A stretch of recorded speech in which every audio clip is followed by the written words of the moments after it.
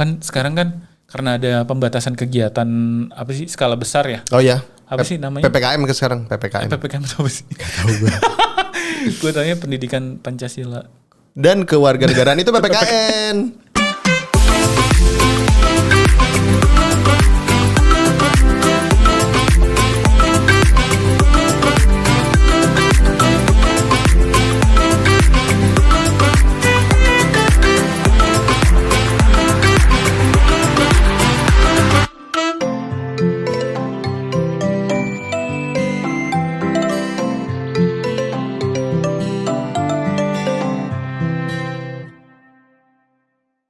Halo rekan kopi.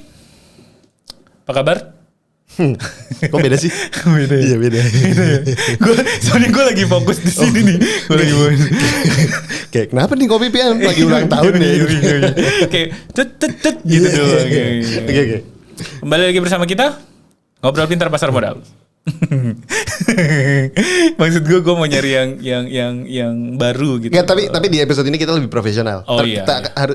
Akan terlihat lebih profesional. Iya, karena kita menampilkan sesuatu yang baru juga kan kemarin.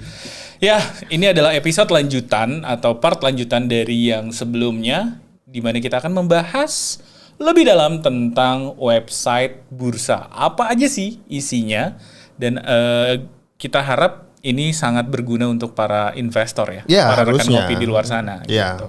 Dengan catatan viewersnya dulu. Oh ya iya, kan? iya. Kalau viewersnya masih teman-teman kita. Sharing dong rekan ngopi ke teman-teman. Iya. Yo, loh kayak kita. Itu ngemis banget kita tapi ya. Tapi nggak apa-apa. Iya, maksudnya namanya kebaikan. Iya, kita maksud sharing gue dong. ini adalah bentuk literasi dan edukasi gitu. Iya. Apa yang salah dengan edukasi gitu? Bener. Kita harus udah cukup. Oke.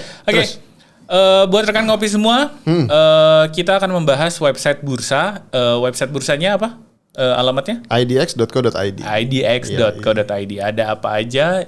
Yang paling penting di website bursa, karena banyak banget kan yang kondisi pandemi ini, orang-orang tuh pada nanya karena banyak penyesuaian hari libur. Oh iya. Iya, banyak bener. penyesuaian hari libur dari apa namanya, dari pemerintah. Benar. Jadi kalau mau ngelihat hari bursa, teman-teman atau rekan ngopi semua, itu hari bursa sama hari kerja kadang ada bedanya. Oke. Yang pasti beda. Contoh nih yang gue tahu, 31 Desember. Iya. Itu hari kerja, tapi bukan hari bursa. Ya, kalau dia nggak jatuh di hari Sabtu Minggu, itu biasanya hari kerja. Ya. Gitu. Tapi kalau di bursa itu udah pasti libur bursa. Pasti libur ya kan? gitu, hari libur bursa. Nah, untuk yang tadi jadwal libur bursa, buat rekan ngopi semua atau investor di luar sana kan pasti butuh banget jadwal untuk trading, untuk trading efek-efeknya, atau juga untuk ngelihat jadwal-jadwal keterbukaan informasi. Jadwal apa sih namanya? Ya kayak perhitungan RUPS, misalkan mau datang, ya kan? RUP segala macam. Nah, itu bisa masuk ke www.idx.co.id, terus masuk ke bagian berita, terus di situ ada jadwal libur bursa. Kita klik jadwal libur bursa. Di situ pasti selalu diupdate setiap tahunnya oleh Bursa Efek Indonesia. Jadi di sini menginfokan kapan aja liburnya. Gitu. Sorry. Ini up to date kan? Maksud gue gini. Up to date. Kalau misalkan tiba-tiba pemerintah mengurangi libur lebaran karena pandemi. Iya, ada penyesuaian ya. Nanti ini akan berubah dong? Iya, ini pasti penyesuaian. Jadi kalau bisa dibilang waktu 2021, 2020 itu kan banyak banget penyesuaian libur kan. Nah, ini selalu disesuaikan nih sama bursa. Jadi di sini bisa dijadikan patokan juga kan gitu sama rekan ngopi dan para investor di luar sana. Nah, itu tadi pertama jadwal libur bursa. Terus kedua, kemarin kita sempat bahas terkait dengan kewajiban penyampaian keterbukaan informasi oleh perusahaan tercatat atau emiten atau perusahaan publik. Nah, di sini untuk perusahaan tercatat yang menyampaikan keterbukaan informasi dapat dilihat di bagian perusahaan tercatat. Terus ada submenunya ada keterbukaan informasi. Nah, kita klik bagian keterbukaan informasi, di situ juga ada jenisnya. Ini kan langsung kebuka nih. Keterbukaan informasi. Jenisnya ada saham, ada obligasi dan sukuk, ada ETF, di Redinfra dan EBA. Jadi berarti bisa difilter ya? Bisa difilter dari situ. Tapi biasanya sih biar enak, karena kan ada juga yang nerbitin saham, ada juga yang nerbitin obligasi kayak gitu. Jadi biasanya sih lebih mudah cari aja semua gitu kan. Dan ada satu emiten atau perusahaan tercatat yang menerbitkan saham dan obligasi. Yes, ya kan? betul. Dua-duanya diterbitin gitu. Jadi langsung klik aja semua, terus tinggal apa ya? Tinggal isi di kode atau nama. Misalnya rekan ngopi semua pengen nyari informasi siapa sih nama emiten yang enak kita. Kemarin kita bilang kan ticker code-nya ABCD. Coba ABCD. Kagak ada anjir. Tuh, kagak ada anjir. Itu kan contoh. Ya udah paling atas deh. Ya nih misalnya Ali gitu ya. Lu tinggal ketik aja Ali atau nama panjangnya tadi kan ticker code tuh Ali atau nama panjangnya Astra Agro Lestari. Nah, itu dia langsung keluar tuh. Langsung keluar drop down listnya, nanti langsung dipilih. Terus di sini bisa lu langsung cari atau lu mau lebih spesifik lagi memfilternya dari keyword yang ada, dari kata kuncinya. Misalnya sorry nih, gue potong. Berarti misalkan kita nggak mau cari kata kunci sama waktunya dari kapan sampai kapan. Kita tetap harus klik cari ya. Tetap harus karena klik kan cari. ada beberapa website, beberapa pilihan yang lu filter langsung otomatis di bawahnya. Enggak. Nah, ini supaya belum secanggih itu, belum, tapi mungkin kedepannya. Kan? Nah, jadi di sini begitu lo klik atau lo pilih kode atau nama perusahaannya, lo bisa ketik lagi keywordnya apa sama dari itu maksudnya tanggal ya, periode sampai dari kapan sampai kapan, terus langsung lo klik aja cari. Gitu. Coba deh, darinya. Dari klik tampilannya kayak apa sih gue? Nah, dari itu tampilannya ini langsung tanggalan gitu loh. Langsung tanggalnya, jadi mempermudah misalnya publik semua. Nah, ini di sini nih dia lo mau nyari apa bulan sebelumnya misalnya, udah tinggal diklik kanan. Misalnya atau tahun 99 nah, gitu. 99 belum ada. Oh, belum banyak. Iya. Oke. Iya. 75. Setahu gua yang ada di website ini memang dibatasi informasinya. Jadi kalau nggak salah secara historis tuh 2 tahun atau 3 tahun gitu. 2 sampai 3 tahun ke belakang doang. Oke deh, coba contoh. Ya, 2018. Bisa kan? Ya, langsung diklik aja 2018 terus tanggal let's say tanggal 1 Maret ya. Oke deh. Sampai sekarang nggak apa-apa lah. Sampai sekarang nanti jangan dong, yang nanti muncul yang muncul. Berarti 2018 sampai salah pencet. Melihat masa depan. 1 April ya. 1 April 2018. Oke. Kita search. Nah, itu ada tuh. Itu. Ada semua di sini. Misalnya Ali nyari laporan tahunannya, terus keterbukaan informasi terkait apa. Pengunduran diri. Iya, jadi di atas itu adalah surat pengantarnya, semacam surat pengantarnya lah gitu ya. Wah, ini kenapa nih? Mungkin karena yang jadul-jadul kali ya. Oh gitu. Mungkin ya. Jadi kalau tampilannya kayak gini, rekan ngopi semua, jangan khawatir, langsung aja karena dia ada. Kita coba. Nah, attachmentnya ya. Karena dia ada attachmentnya di bawahnya, jadi langsung klik aja attachmentnya. Sama. Enggak dong, Anda jangan membuat saya deg-degan. Saya yang mengoperatori ini. Nah, di sini tadi kan yang kita klik adalah laporan tahunan. Kebetulan dia menyampaikan attachment laporan tahunannya, jadi kita bisa buka nih laporan tahunannya. Bisa di save juga kok. Gua nggak tahu caranya gimana. Itu kalau open in Acrobat berarti buka Acrobat. Bukanya sambil Acrobat. Sikap lilin. Oke, lanjut. Nah, di situ teman-teman semua. Tapi kalau misalnya rekan ngopi atau para investor di luar sana pengen istilahnya nggak terpaku sama satu perusahaan aja, ya udah langsung aja keterbukaan informasi yang paling update siapa sih nih. Di sini kan kayak misalnya jadi nggak usah ditekan apa-apa, juga nanti langsung udah keluar berdasarkan tanggal dan jam ya. Betul. Jam ada kan? Yang paling update, benar. Misalnya kayak sekarang kan tanggal 29 April.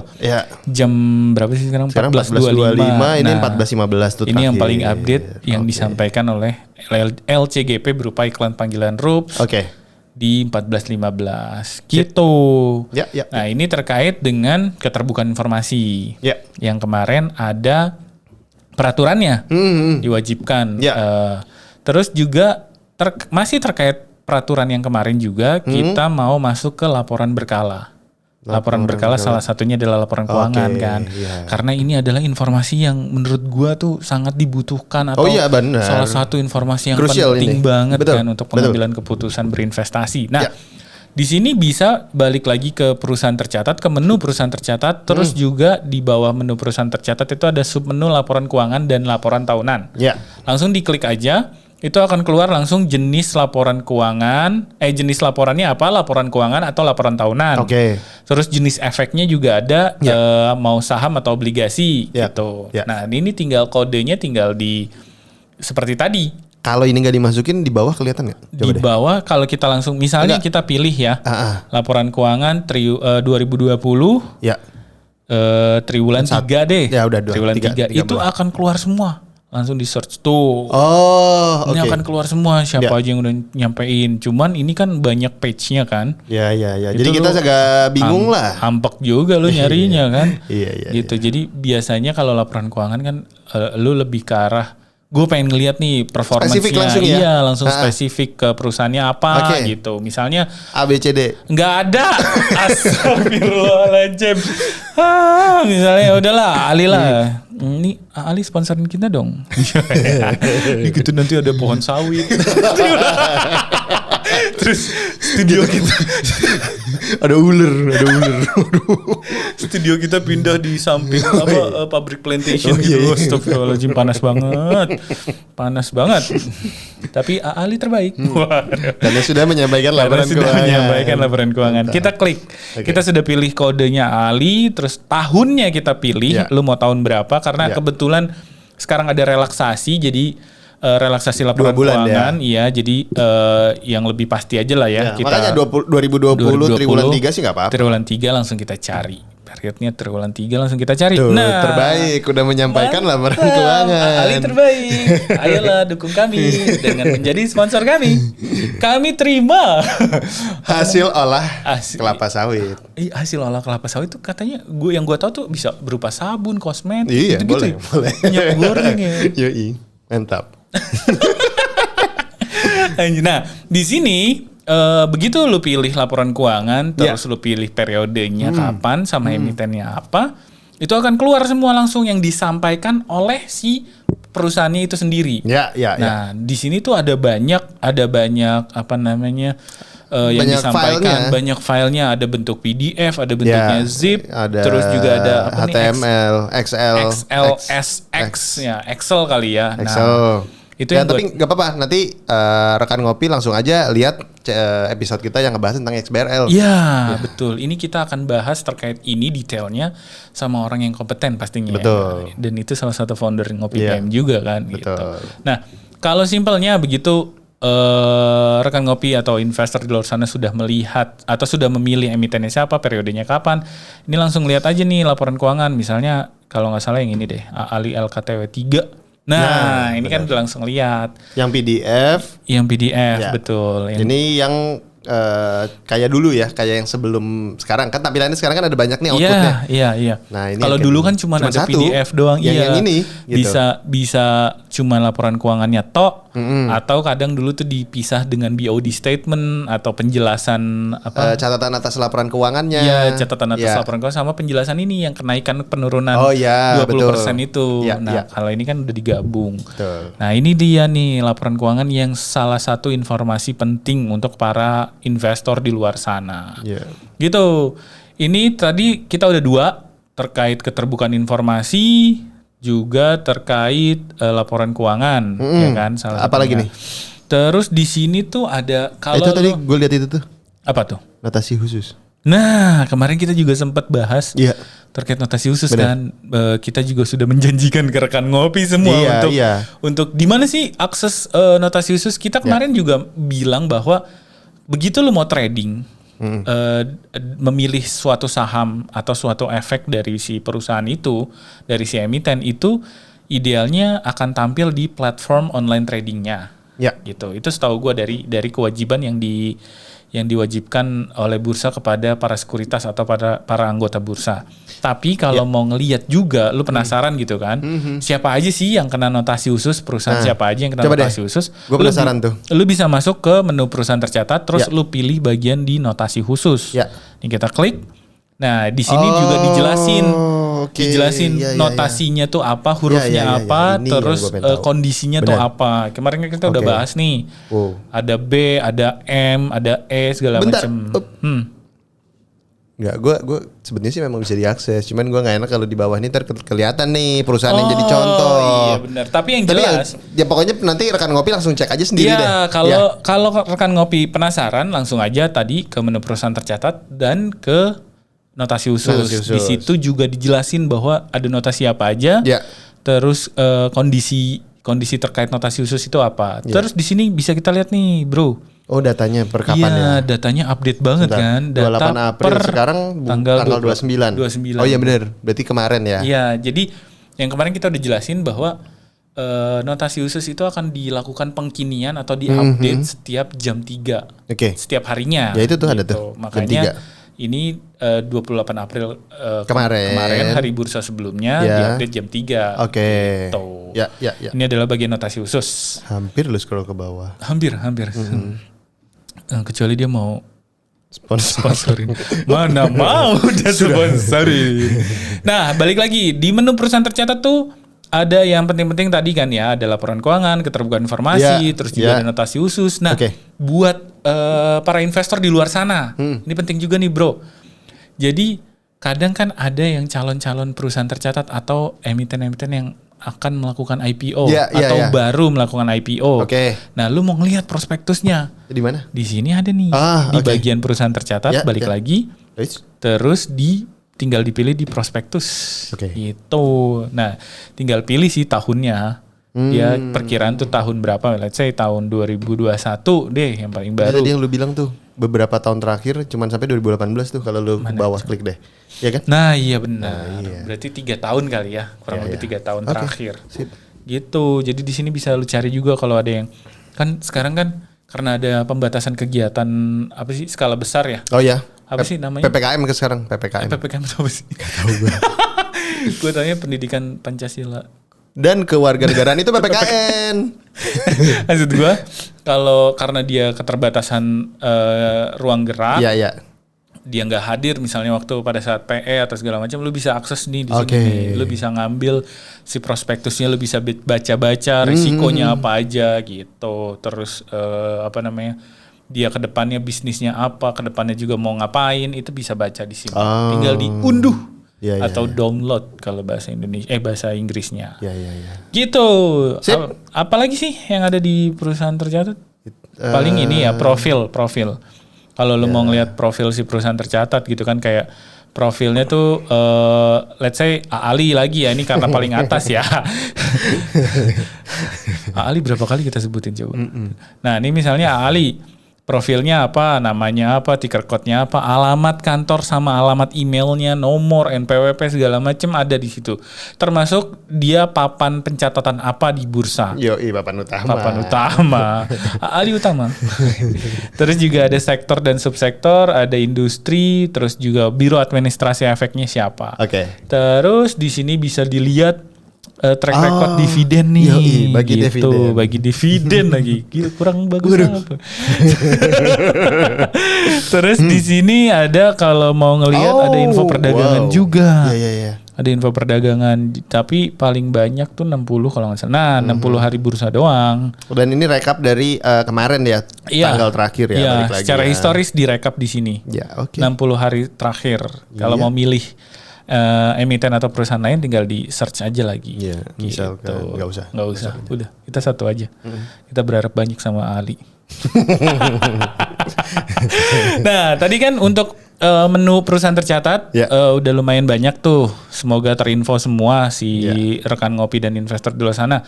Ada juga kemarin kan kita sempat bahas pengumuman dari bursa. Pengumuman. Ya kan? Suspend, apa. Coba deh, itu di mana? Itu ada di bagian berita. Nah, ini ada suspend. Oh, itu untuk suspend. Ini untuk suspend dan unsuspend sebenarnya. Oh, unsuspend juga di situ ya. Unsuspend di sini. Kalau kita klik nih, jadi rekan ngopi atau investor di luar sana pengen tahu siapa aja sih yang lagi di suspend gitu kan. Nah, ini bisa dilihat nih di sini. Suspendnya kapan, pembukaannya kapan. Suspend loh. Hah? Kelihatan tuh. Iya juga. Tapi nggak apa-apa, suspend itu belum tentu buruk, bener. Iya kan? Yang gue pahamin ya, yang gue pahamin. Untung lu ingetin anjir. Dibelokin. Kita ini dulu ya, kita ubah dulu. Ya, jadi suspend itu yang gue pahamin kan ada dua jenis bentuknya.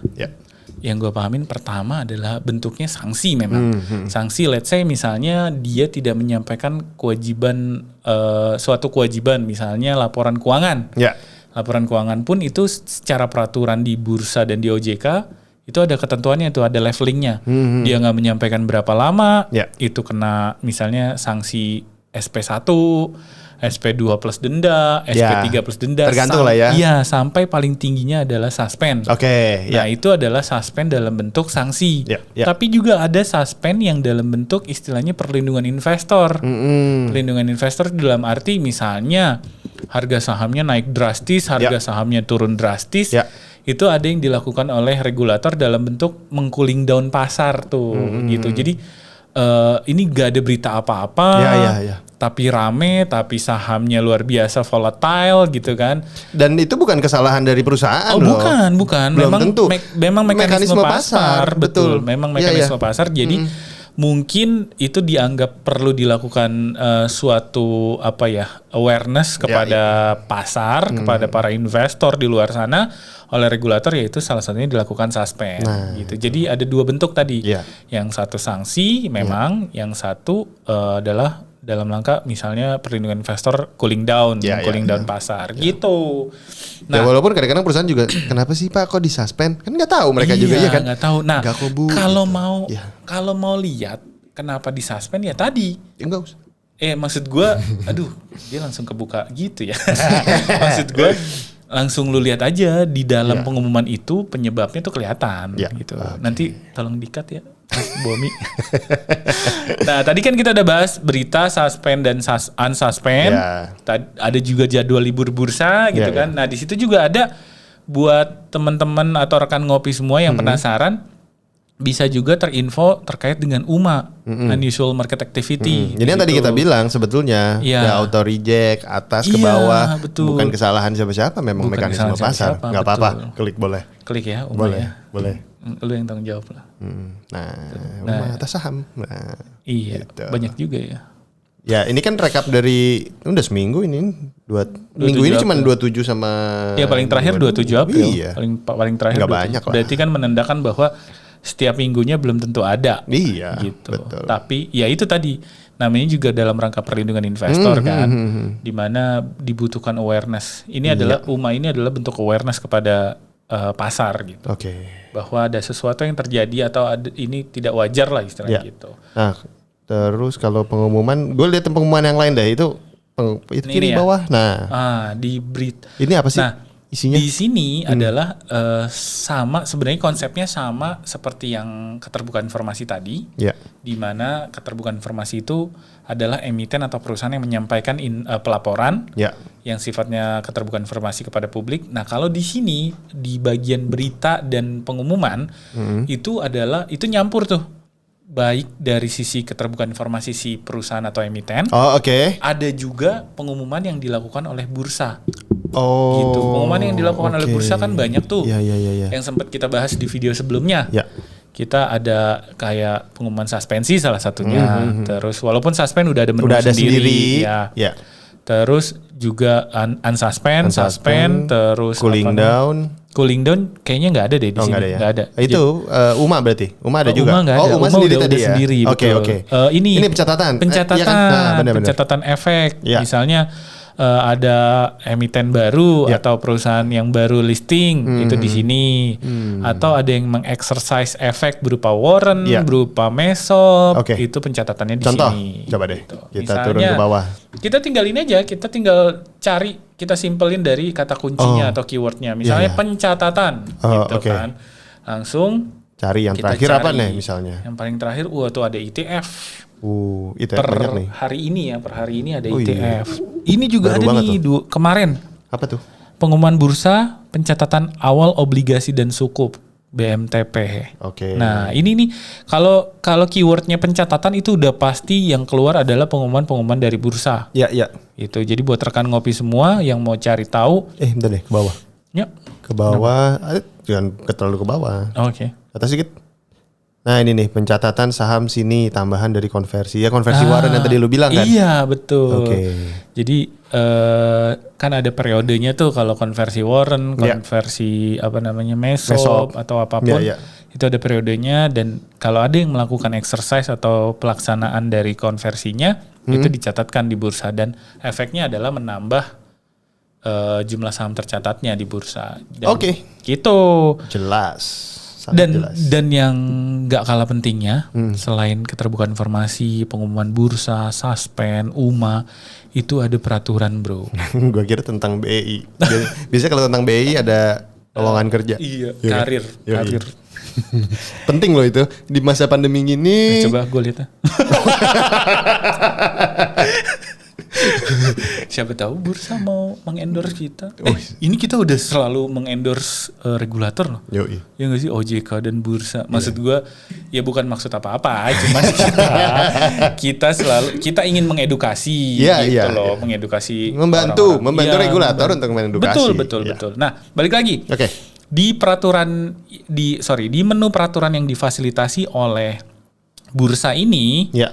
Kita bisa lihat tuh ada peraturan-peraturan, baik itu peraturan pencatatan, baik itu peraturan perdagangan, juga ada yang bentuknya surat keputusan direksi, surat edaran. Jadi kadang-kadang memang nggak ada di peraturan, tapi ada di keputusan direksi atau surat edaran. Iya betul. Jadi misalnya kayak relaksasi. Iya kayak relaksasi. Kan? Relaksasi itu nggak ada di peraturan pencatatan. Relaksasi laporan keuangan adanya di keputusan direksi, surat keputusan direksi. Lu tinggal search aja misalnya kan relaksasi terkait laporan keuangan. Langsung aja laporan keuangan. Gitu. Relaksasi batas waktu penyampaian laporan keuangan. Nah, relaksasi betul. Tinggal diunduh. Bisa dilihat rekan ngopi semua. Ini udah sangat istilahnya sangat difasilitasi banget lah sama regulator kita. Terus juga ada peraturan pencatatan. Nanti kapan-kapan kita bahas peraturan-peraturan yang ada yuk. Boleh. Misalnya, satu-satu kita kupas deh. Iya, kayak misalnya kalau gue sering baca tuh 1A kan itu untuk salah satunya untuk calon perusahaan yang ingin listing. Betul. Yang ingin IPO. Dan dia ingin listing di bursa. Nanti kita bahas deh tuh. Dan ini poin-poinnya banyak loh. Maksud gue kita bisa kupas lebih detail per poin. Iya. Iya kan? Jadi istilahnya kita menyampaikan edukasi juga buat rekan ngopi. Sekaligus buat investor, sekaligus juga buat si perusahaan-perusahaan. Itu kan karena di awal kita udah menjanjikan tuh. Gitu. Ya udah. Paling itu dulu deh. Nah, nanti kalau misalnya peraturan sih bisa kita kupas lagi lebih jauh. Tapi banget, untuk pengumuman tampilan website kita udah jelasin. Terus ini ada live chat apa ya? Oh, tidak berfungsi. Berfungsi anjir. Isi agak nama loading. Internetnya bukan masalah websitenya, internetnya. Enggak internetnya, websitenya terbaik. Bursa aman. Bursa terbaik gitu. Oke, sekian dulu. Gantian gue capek, gue lagi puasa, lu yang nutup. Emang gue nggak puasa? Iya sih. Kan siapa tahu beda zona kita. Sini udah. Gue 1 jam lebih cepat udah buka ya. Ya belum juga sih. Oke, sip. Kira-kira itu aja yang akan kita bahas kali ini. Ikutin terus YouTube kita, channel kita, sosial media kita. Ada apa aja? Ada Instagram, Twitter, Facebook, TikTok. Namanya? Dengan nama ngopi.pm. Oke, sekian rekan ngopi. Ikutin terus channel-channel selanjutnya. Like, comment, subscribe, share. Share. Oke, bye-bye. Bye-bye.